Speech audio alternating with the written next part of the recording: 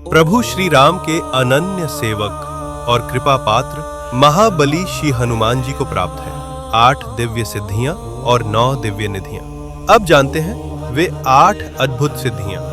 अनेमा, बहुत छोटा हो जाना। हनुमान जी ने इस सिद्धि का प्रयोग लंका का निरीक्षण करते समय किया। महिमा, बहुत बड़ा हो जाना। सूर्य को निगलने के लिए हनुमान जी ने विराट रूप धारण किया था। गरिमा, बहुत भारी हो जाना। महाभारत काल में महाबली भीम का घमंड तोड़ने के लिए हनुमान जी इतने भारी हो गए कि भीम उनकी पूंछ तक नहीं हिला सके। लघिमा, बहुत हल्का बन जाना। हनुमान जी इस सिद्धि से हवा में उड़ने में सक्षम हुए। प्राप्ति, जो चाहो तुरंत पा लेना।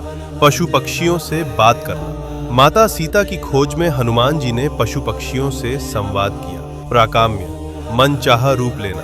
दीर्घ काल तक युवा रह पाना। किसी भी लोक में जा सकना।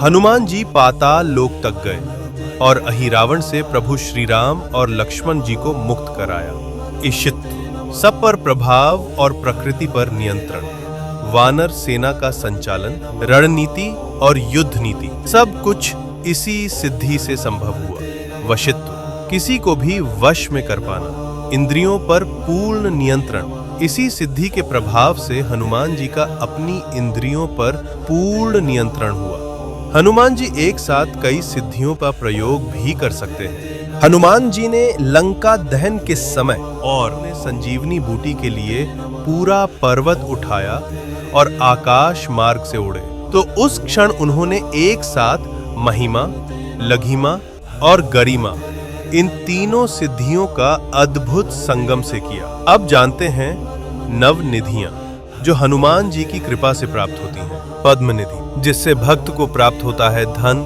सौभाग्य और संतोष। महापद्म निधि, जिससे भक्त को प्राप्त होता है स्थायित्व और दीर्घकालिक सफलता। शंख निधि, जिससे भक्त को प्राप्त होती है कीर्ति, यश और विजय। मकर निधि, जिससे भक्त को प्राप्त होते हैं आंतरिक रत्न और आकर्षण।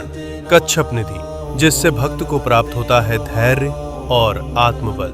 कुंदा निधि, जिससे भक्त को प्राप्त होती है शांति और पवित्रता। नील निधि, जिससे भक्त को प्राप्त होती है तेजस्विता और दिव्य आभा।